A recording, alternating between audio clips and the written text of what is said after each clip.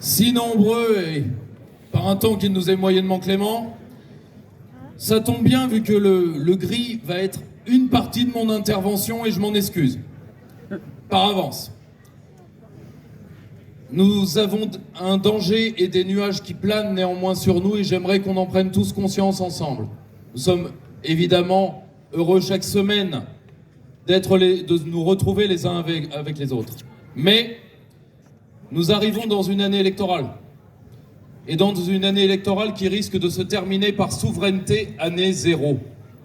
Pourquoi ? Et c'est toute l'importance de l'union des patriotes que demande Florian. Et c'est pour ça que je suis là aujourd'hui. Et c'est pour ça que mes camarades sont là aujourd'hui. Parce que...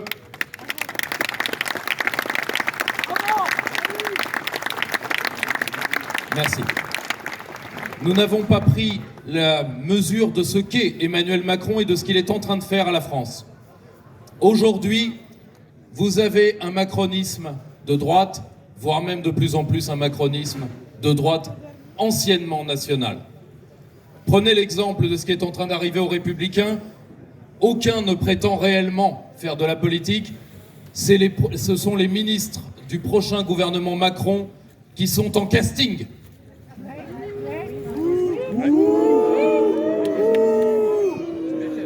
Malheureusement, beaucoup de candidatures patriotes, souverainistes, ou du moins certaines qui en ont les apparences, ont pris la mesure du danger qu'est Emmanuel Macron et ont décidé de lui céder.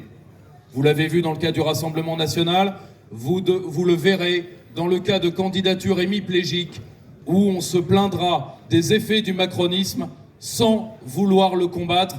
Et vous le voyez par la démission globale, y compris des nôtres, à l'exception des camarades patriotes bien sûr, sur la crise covidiste. La peur et la lâcheté ont envahi jusqu'à nos rangs. Et Emmanuel Macron compte dessus pour être réélu et pour l'instant, il faut dire que son calcul est loin d'être non payant. Je suis désolé, ce n'est pas une excellente nouvelle, mais il faut l'avoir en tête. Il faut que nous arrivions à créer le rapport de force, y compris au sein du camp national.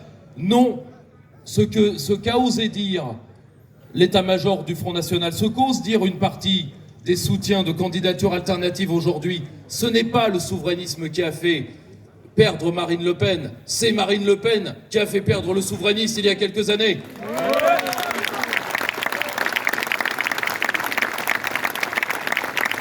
C'est la stratégie souverainiste, c'est la pensée souverainiste qui l'a mise au deuxième tour. Malheureusement, c'est une pensée sérieuse qui demande des candidats d'exception. Coup de chance, nous pouvons en avoir un à la prochaine, car Florian nous a prouvé qu'il était capable de porter notre voix.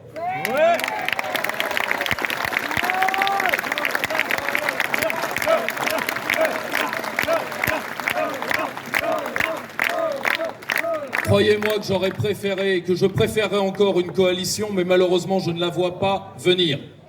Beaucoup ne la veulent pas, malheureusement, et nous devrons tenir, car si nous ne parlons pas de la souveraineté, nous allons assister à la souveraineté année zéro, c'est-à-dire qu'il n'y aura aucun candidat qui osera prononcer le mot, chacun ira dans sa dérive, chacun essaiera de ne plus parler du Covid, chacun essaiera de faire, disons, de l'anti-immigrationnisme à pas cher, car s'en prendre à l'immigré, c'est une chose, s'en prendre au système qui les fait venir, en est une autre.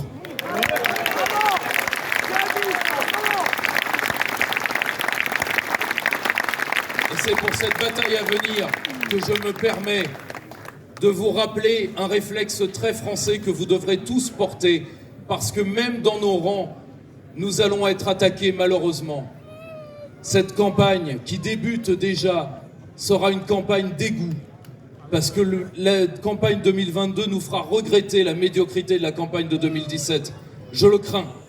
Et vous devrez porter fièrement l'autonomie du souverainisme. Nous ne nous rendrons pas sur l'Union européenne parce que sans souveraineté, point de salut. Et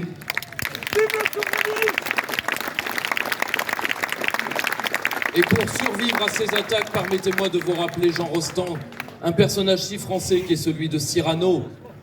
Sur les pourpoints font d'amusantes tâches le fiel des envieux et la baffe des lâches.